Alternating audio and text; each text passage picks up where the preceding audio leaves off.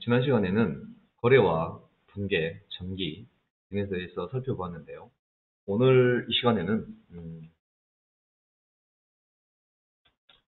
시산표와 정산표에 대해서 살펴보도록 하겠습니다. 거래가 발생하면 분계하고, 분계한 다음에 총계정 원장에 전개한다고 말씀드렸죠. 이 총계정 원장을 보고 시산표를 작성하게 되는데요. 시산표는 총계정 원장으로 분계해서 총계정 원장으로 정확하게 전개가 됐는가 확인하기 위한 정보, 즉 검증하는 정보죠. 그래서 시산표는 다시 말씀드리지만 분계장에서 총계정 원장으로 전개가 정확하게 되었는가 검토하는 것이 주된 목적이 되고요. 대차 평균의 원리를 이용하는 자기검식 방증의 직계표입니다. 대차 평균의 원리에 대해서는 지난 시간에 말씀을 드렸었죠. 대차 평균 원리는 거래 판례수의 결합 관계에 의해서 차변과 대변에 발생되는 차변 요소와 대변 요소로 나눌 수가 있다고 말씀드렸었죠. 차변 요소는 자산 증가, 부채 감소, 자본 감소, 비용 발생. 대변 요소는 자산의 감소, 부채 증가, 자본의 증가, 수익 발생.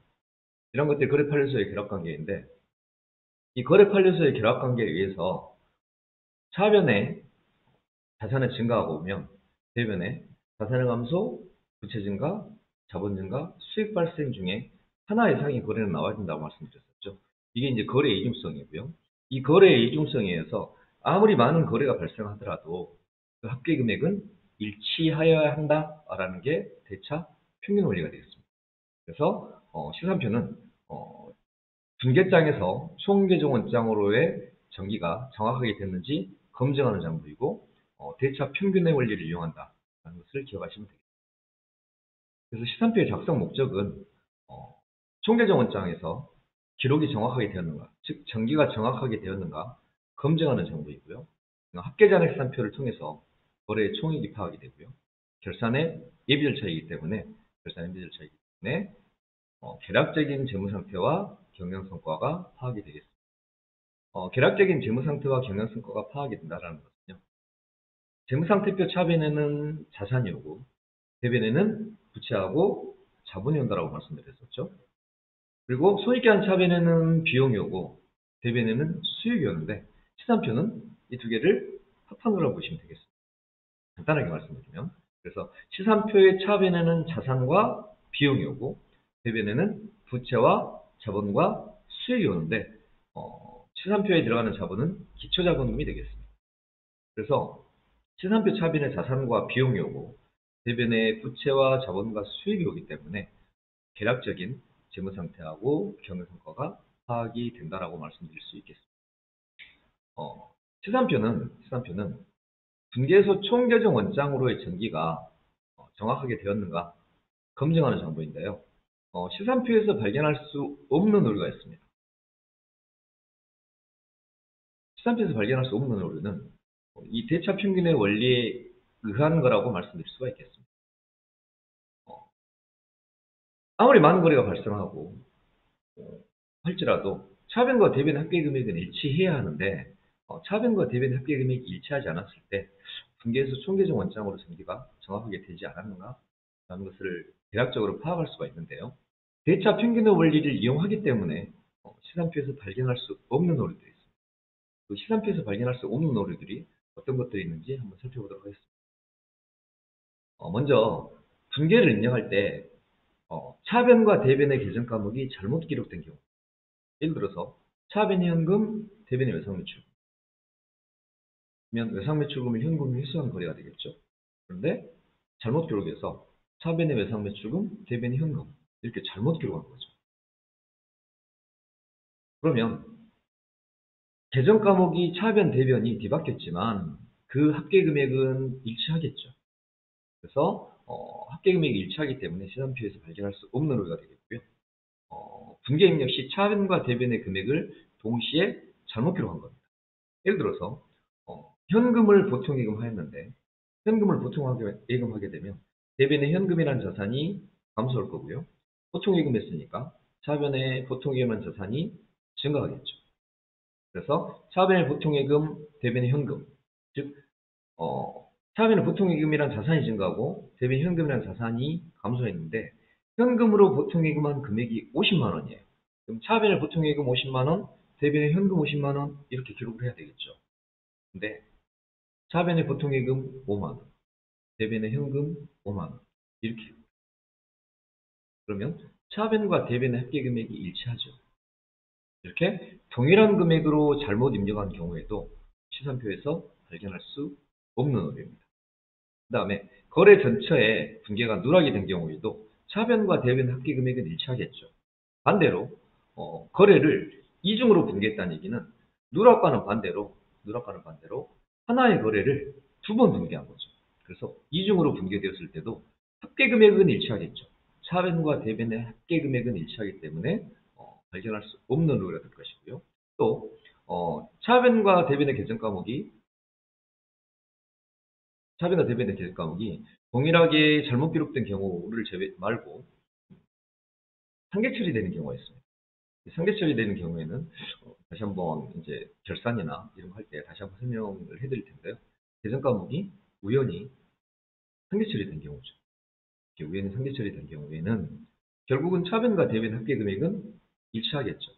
차변과 대변의 합계 금액이 일치하기 때문에 발견할 수 없는 오류가 되겠습니다. 다음은 시산표의 종류에 대해서 살펴보도록 하겠습니다. 시산표는 분계장에서 총계정 원장으로 전개가 정확하게 됐는지 검증하는 장점. 그래서 시산표는 이 총계정 원장을 보고 이 시산표를 작성하게 되어 있는데요.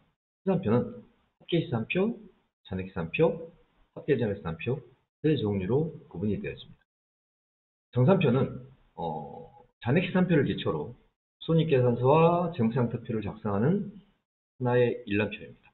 즉 정산표 하나에 손익계산서, 재무상태표, 결산정리분계, 그리고 시산표까지 모두 기록되는 가결산 보고서라고 말씀드릴 수가 있겠습니다. 그러면 연습문제 1번을 한번 풀어보도록 하겠습니다. 연습문제 1번을 보시면 다음 총계정 원장에 의해서 합계시산표, 잔액시산표, 합계장액시산표를 작성을 하라고 되어 있는데요. 이 총계정 원장이 작성이 되었다는 것은 거래가 발생했고 그 거래가 발생한 것을 분계하였고 그 분계를 보고 이 각 계정에 옮겨서 전개를 하겠죠. 이 작성된 총계정 원장을 보고 합계잔액시산표, 합계시산표, 잔액시산표를 작성하는 것을 한번 해보도록 하겠습니다. 직접 작성하는 것은 우리가 오프라인 수업 시간 때 한번 작성해 보도록 하고요. 지금은 총계정 원장이 어떻게 작성이 되는지 간단하게 보여드리도록 하겠습니다. 먼저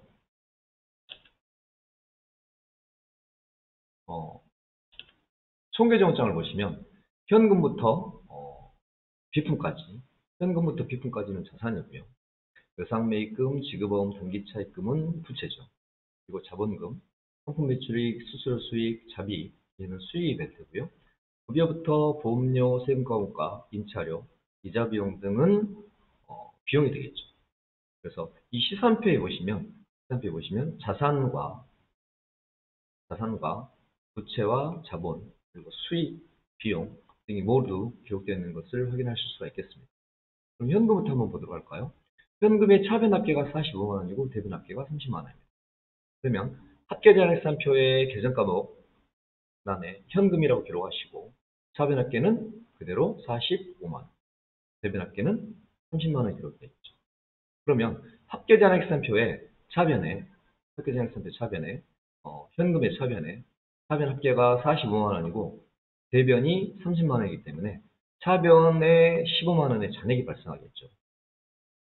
그리고 단기매매증권을 보시면 단기매매증권은 차변 합계가 23만 원, 대변 합계가 13만 원입니다. 그러면 계정과목란에 단기매매증권 차변 합계 23만 원, 대변 합계 13만 원을 기록하시고 차변의 합계 금액이 대변 합계 금액보다도 10만 원 많기 때문에 차변에 잔액이 10만 원이 발생하겠죠. 외상매출금은 차변 합계가 32만 원이고 대변 합계가 24만 원입니다. 그래서 차변 외상매출금 합계 32만 원에서 대변 외상비용 합계 24만 원을 차감하면 차변의 잔액이 8만 원이 발생하고요. 상품은 차변 합계가 48만 원, 대변 합계가 25만 원. 그래서 차변에 23만 원의 잔액이 발생하고요. 비품은 차변 합계가 14만 원이죠. 그리고 대변 합계는 0원입니다. 그래서 차변 합계가 14만 원이기 때문에 차변 잔액이 14만 원이 되겠습니다. 그리고 현금부터 비품까지는 자산이기 때문에 차변 합계가 금액이 많죠. 그래서 차변에 초과된 금액을 차변의 잔액으로 표시했습니다. 자산은 잔액이 차변에 발생하는 것을 확인하실 수가 있으실 겁니다. 그리고 외상매입금, 지급어음, 단기차입금, 자본금은 잔액이 대변에 발생하겠죠. 부채 증가나 자본 증가는 대변이기 때문에. 그래서 외상매입금, 차변합계 15만원, 대변합계 25만원이기 때문에 외상매입금, 차변합계 15만원, 대변합계 25만원을 기록하시고, 차변합계는 15만원이고 대변합계는 25만원이기 때문에 대변에 잔액이 10만원 발생하겠죠. 이렇게 외상매입금, 지급어음, 단기차입금, 자본금 등은 대변의 합계금액이 많고, 외상매입금부터 자본까지는 대변의 합계금액이 많고, 대변의 합계금액이 많은 것만큼 대변의 잔액이 발생합니다. 그리고 상품 매출이 수수료 수익, 자비익 등은 모두 대변의 합계금액이 많죠. 차변의 합계금액은 0원이라는 뜻이겠죠. 그래서 대변 합계금액이 많기 때문에 상품 매출이익이나 수수 수익, 자비익 등은 대변의 잔액이 발생한 것을 보실 수가 있습니다. 그리고 급여부터 보험료, 세금과금가, 임차료, 이자 비용 등은 모두 잔액이 차변에 발생하겠죠. 그래서 급여부터 이자 비용까지 차변 합계를 기록하시고, 대변 합계가 0원이기 때문에 차변 합계 금액 그대로 차변의 잔액이 발생한 것을 보실 수가 있으실 겁니다. 그래서 현금부터 비품까지는 자산, 급여부터 이자 비용까지는 비용. 즉 자산과 비용은 차변의 잔액이 발생한 것을 확인하실 수가 있을 테고, 부채와 자본과 수익은 잔액이 대변에 발생한 것을 확인하실 수가 있으실 겁니다. 그리고 우리가 합계잔액시산표, 합계시산표, 잔액시산표를 비교해 보시면, 먼저 합계잔액시산표에 총계정원장을 보고 차변 합계와 대변 합계를 기록하셨고, 자산과 비용은 그 잔액이 차변에 발생했고요. 그 다음에 부채와 자본과 수익은 그 잔액이 대변에 발생하신 것을 보실 수가 있겠습니다. 그리고 합계시산표의 차변 합계와 대변 합계의 총액은 198만 원으로 일치하죠. 그리고 합계잔액시산표의 차변 합계 총액과 대변 잔액 합계의 총액은 일치하는 것을 확인하실 수가 있겠습니다.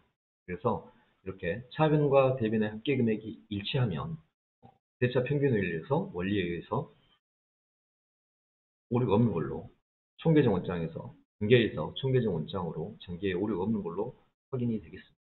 그리고 사변 합계 198만 원은 거래의 총액으로 파악하시면 되겠습니다.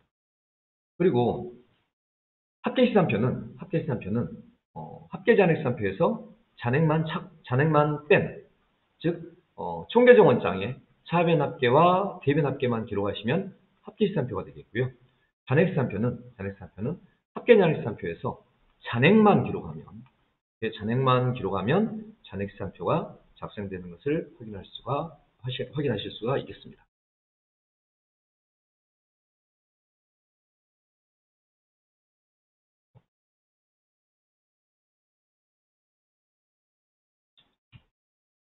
잠시 보겠습니다.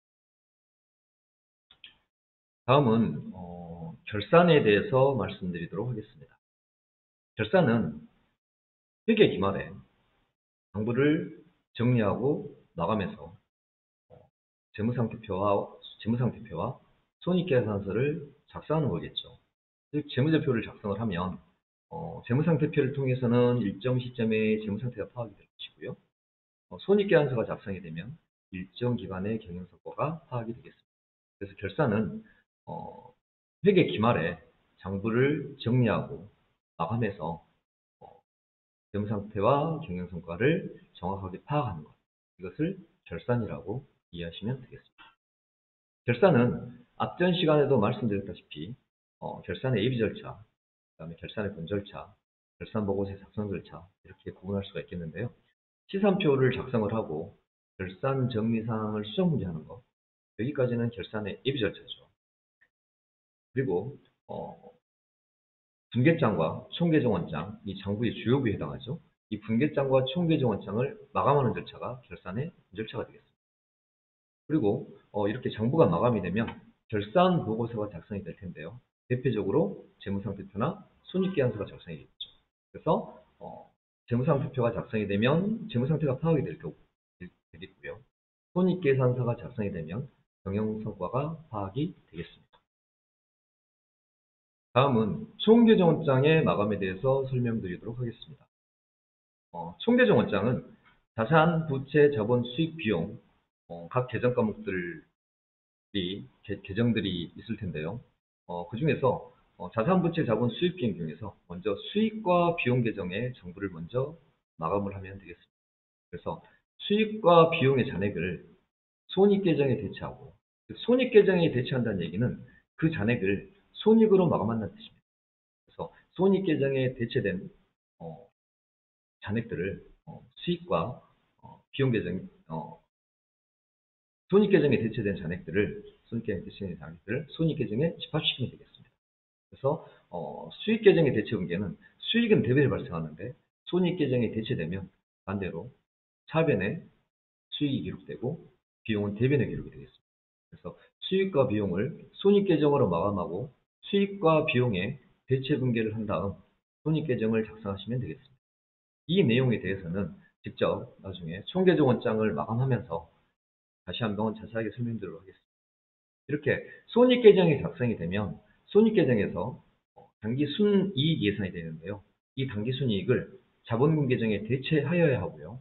이 자본금 계정에 대체하여야 하기 때문에 손익계정에서 발생한 상품 당기 순이익이나 당기 순손실을 자본금으로 마감해서 자본금 계정에 대체하면 되겠습니다. 그래서 손익계정에서 단기 순이익이 발생했을 때는 자본금이 증가하겠고요. 이 자본금은 손익계정에서 대체되었기 때문에 차변의 손익, 대변의 자본금 이렇게 분계되면 그것은 단기 순이익의 대체 분계라고 이해하시면 되겠습니다. 그리고 수익과 비용은 손익으로 마감하고 손익계정에 집합시킨다고 했는데요. 자산과 부채와 자본은 그 잔액을 차익이 이율로 마감합니다. 적사한다고 되어 있는데요. 차익이 이율은 붉은색으로 표시된다는 얘기죠. 그래서 자산과 부채와 자본은 차익이 이율로 마감하고 이율 시간표를 작성하시면 되겠습니다. 지금까지는 회계 기초 이론에 대해서 공부를 하셨고요. 회계 기초 이론 중에서 전산회계 2급에 해당하는 과정들을 설명을 드렸었습니다. 지금부터는 현금 및 현금성 자산 또는 단기 매매주고 또는 받음에 관한 계정 이렇게 구체적으로 계정 과목별로 하나하나의 계정들을 어떻게 회계 처리하는 것이 하나하나의 계정들을 어떻게 처리하는지에 대해서 자세하게 설명을 해드리도록 하겠습니다. 구체적으로 이 시간부터는 구체적으로 각 계정들에 대해서 살펴보는 시간들이니까요. 집중해서 보시면 좋겠습니다. 먼저 현금 및 현금성 자산에 대해서 말씀드릴 텐데요. 현금은 통화나 통화 대용증권을 의미한다고 말씀드렸죠. 현금성 자산은 3개월 내에 현금화할 수 있는 보통예금이나 당좌예금 이러한 것들을 통합해서 현금성 자산으로 표시를 하는데요. 실제로 여러분들이 분개하실 때는 현금 또는 보통예금, 당좌예금 등으로 구분해서 분개를 하셔야 합니다. 일단 현금 계정에 대해서 먼저 살펴보도록 하겠습니다. 현금은 통화나 통화 대용증권을 현금이라고 말씀드렸는데요. 먼저 통화 대용증권에 대해서 여러분들이 좀 이해하실 필요가 있겠죠. 통화 대용증권은 각종 수표들 있죠. 타임바이너 수표, 자기합 수표, 가계수표, 송금수표. 지금 잘 사용하지 않는 송금한이나 우편한이나 이런 것들도 통화 대용증권에 해당을 하죠. 그다음에 배당금 영수증, 공사채 만기이자표, 국고송금 통지서, 일람출구범 이러한 것들은 통화 대용증권이기 때문에 현금으로 회계 처리하시면 된다라고 생각하시면 되겠습니다.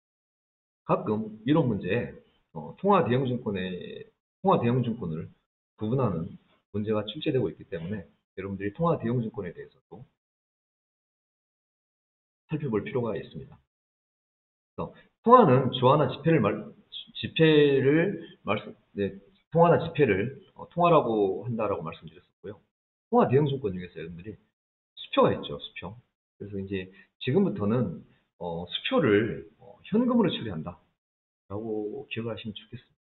단, 당전 발행 수표. 이 당전 발행 수표는 당전 발행 당좌 수표를 의미하는데요. 당전 발행 당좌 수표만 당좌이금을 처리한다라고 좀 기억을 하시면 좋겠네요. 그래서 수표는 현금이다. 수표는 현금인데 단 당전 발행 수표는 당좌이금을 처리한다라는 걸 먼저 기억하시면 좋겠습니다. 그래서 여기 타인 발행 수표라고 나와 있는데요. 타인은 동정, 즉 거래처가 발행한 당좌 수표입니다. 그래서 거래처가 발행한 당좌 수표는 내가 거래처가 발행한 당좌 수표를 받았을 때는 현금으로 회계 처리한다. 또 자기야 수표나 가계 수표, 송금 수표 이런 각종 수표들은 현금으로 처리한다라고 생각하시면 되겠습니다. 그 다음에 배당금 영수증이나 공사채 만기 이자표는 유가증권과 관련돼서 발생하는데요. 유가증권이 국채나 공채나 사채나 주식을 의미하는데요. 내가 타 회사에 또는 국가에 또는 공공기관에 공사채 등을 보유하고 있으면 거기에 대해서 이자를 받을 수가 있는데요. 이때 받는 게 이제 공사채 만기 이자표입니다. 그래서 공사채 만기 이자표는 현금으로 처리하셔야 돼요. 통화 대용증권이기 때문에 현금으로 처리하시면 되겠고요. 배당금 영수증은 타 회사의 주식을 보유하고 있으면 배당금을 받을 수가 있겠죠. 이때 받는 게 배당금 영수증인데 배당금 영수증도 현금으로 처리하시면 되겠습니다. 일람출구보험은 나중에 보험이 나올 때 다시 한번 설명하도록 하겠습니다. 그래서 통화나 또는 통화 대용증권을 받으면 차변의 현금이라는 자산이 증가하겠죠. 또 타인 발행 수표로 받아도 타인 발행 수표도 현금이죠. 차변의 현금으로 처리할 것이고요. 그다음에 타인 발행 수표를 타인에게 또 지급하게 되면 대변의 현금이라는 자산이 감소하겠죠. 그래서 현금이나 통화 대용증권을 받게 되면 차변에 현금이라는 자산이 증가하고 현금으로 지급하거나 통화 대용증권으로 지급하게 되면 대변에 현금이라는 자산이 감소하겠습니다. 다음은 예제 1번을 풀어보도록 하겠습니다. 예제 1번을 보시면 다음 거래를 분기하시오라고 했고요. 미래상점에서 상품을 65만 원 매출하고 그 대금 중 했으니 65만 원 중이겠죠. 상품 매출 대금 65만 원 중 35만 원은 동전 발행 수표로 받고 잔액은 가격수로 받았습니다. 그래서 미래상점에서 상품을 매출했으니 대변에 상품이라는 자산이 감소하겠죠. 여기 상품 매출이라고 지금 표시해 놨는데요. 여기에 대해서 잠깐 설명을 드리면 지금까지는 상품을 매입하면 차변의 상품을 매출하면 대변의 상품. 즉 상품을 매입하면 차변의 상품이라는 자산이 증가하겠고요. 그리고 상품을 매출하면 대변의 상품이라는 자산이 감소하겠죠.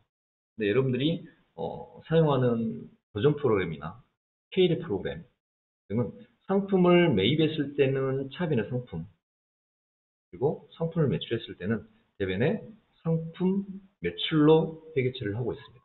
그래서 앞으로 이제 상품을 매입하게 되면 차변의 상품이라고 회계처리하는 것은 동일한데 이제 앞으로는 상품을 매출하게 되면 대변의 상품 매출이라는 개념 과목을 사용한다는 거 벌써 기억했으면 좋겠습니다. 그래서 미래상점에 상품을 매출하고 했기 때문에 대변의 상품 매출 65만 원이라는 수익이 발생하는 거고요. 대변의 상품하면 상품이라는 자산이 감소하는 거죠. 대변의 상품 매출 하게 된 매출은 수익에 해당을 합니다. 그래서 상품 매출은 수익이에요. 그래서 앞으로 상품을 매출하고 이러한 거래가 나오면 대변의 상품 매출 수익으로 회계 처리한다는 거 기억하시면 좋겠고요. 상품 65만 원을 매출했으니까 대변의 상품 65만이라는 수익이 발생했고요. 상품을 매수했으니까 대금을 회수해야 되겠죠. 그 대금 65만 원을 회수해야 되는데 35만 원은 동전 발행 수표로 받았어요. 동전 발행 수표는 통화 대용증권이죠. 수표는 뭘로 처리하라고 했죠? 현금으로 처리하라고 했습니다. 그래서 동전 발행 수표 35만 원도 현금. 잔액 35만 원도 회계 처리할 때는 현금으로 회계 처리해야 하기 때문에 상품 60원 원을 매출하고 대금을 동전발행 수표나 자기합수로 받은 것은 차변에 현금으로 처리하시면 되겠죠. 그래서 상품 60원을 매출하고 35만 원은 동전발행 수표로 받고 잔액은 현금으로 받았다라고 했을 때 대변에 상품 매출 65만 원, 상품 매출 65만 원이라는 수익이 발생하고요. 35만 원은 동전발행 수표, 잔액은 자기합수표. 즉 동전발행 수표이든 자기합수표이든 현금으로 취하되기 때문에 차변에 현금이라는 자산이 65만 원 증가하는 거래가 되겠습니다. 그래서 여러분들 답안지에 나와 있는 내용인데요. 설명을 보시면 통화대형증권 회계상에 현금으로 처리하셔야겠죠. 그래서 타인 발행 수표, 자격 수표, 가격 수표, 공사채 만기이자표, 국고세금 통지서, 일람출구본 이런 것들은 현금으로 처리하셔야 되죠. 그래서 앞으로 수표는 아까도 말씀드렸지만 현금으로 회계 처리한다. 수표는 현금으로 회계 처리하는데 당전 발행 수표만 당좌이금으로 회계 처리한다. 이 당전 발행 수표를 당좌이금으로 회계 처리하는 것에 대해서는 이 타인 발행 수표와 관련되어서 당좌이금 거래를 공부할 때 다시 한번 자세하게 설명드리도록 하겠습니다.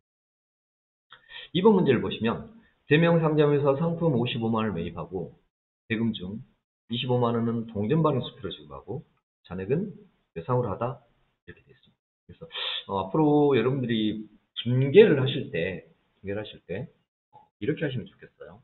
먼저 거래를 처음부터 끝까지 한번 읽어보시는 거죠. 그리고 분계하실 때는 하고에서 좀 끊어서 분계하시면 좀 덜 헷갈리지 않을까라는 생각이 듭니다. 그래서 대명 상점에서 상품 60만 원을 매입하고 대금 중 25만 원은 동전 발행 수표를 지급하고 잔액은 외상으로 하다라는 거래인데요. 먼저 대명 상점에서 상품 55만 원을 매입하고 이랬습니다. 상품을 매입하면 상품이라는 자산이 증가하죠. 자산 증가는 차변이죠. 차변에 상품 55만 원.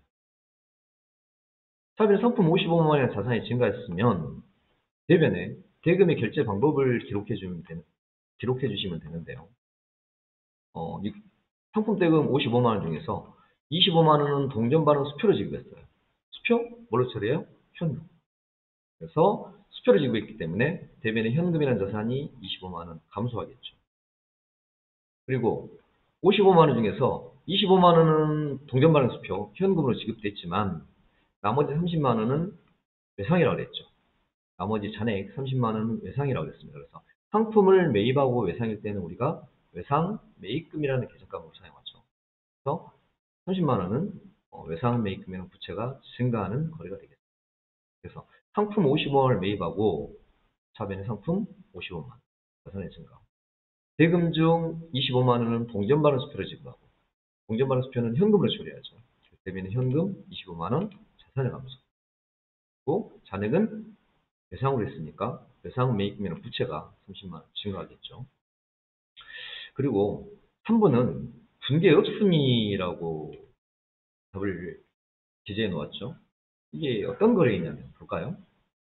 대명상점에서 자기하수표 15만 원을 즉 대명상점에서 받은 자기하수표니까 뭐죠? 현금이에요. 현금으로 회계 처리되었을 텐데 이것을 현금으로 교환했어요. 그러면 자기하수표를 현금으로 교환했기 때문에 차변에 현금이라는 자산이 증가, 그다음에 자기하수표도 현금인데 이것을 현금으로 교환하기 때문에 대변의 자기하수표 즉 현금이라는 자산은 감소하겠죠. 결국은 분계를 한다면 차변의 현금 15만 원, 대변의 현금 15만 원 이렇게 회계 처리가 되겠죠. 그러면 차변의 현금 15만 원, 대변의 현금 15만 원, 즉 현금이라는 자산이 15만 원 증가했고 대변의 현금이라는 자산이 15만 원 감소했기 때문에 현금의 수입 지출, 즉 현금이라는 자산의 변화는 없겠죠. 그래서 거래가 아닌 게 되겠죠. 그래서 이것은 분계가 없는 겁니다. 마치 5만 원권 3장, 5만 원권 3장이니까 15만 원이죠. 이 5만 원권 3장을 만 원짜리 만 원권 15매로 교환한 거하고 똑같죠. 그러면 내가 가지고 있는 현금에 대해서는 증감 변화가 없다라는 거죠. 그래서 자기하수표를 현금으로 교환하다. 이것은 거래가 아니기 때문에 분계가 없고요. 만약에 이러한 거래가 시험에 나온다면 여러분들이 전표 입력을 하지 않고 넘어가시면 되겠습니다. 그래서 자기하수표는 통화대형증권으로서 현금이기 때문에 현금의 증감 변화가 발생하지 않아서 회계상의 거래로 볼 수가 없는 거래입니다.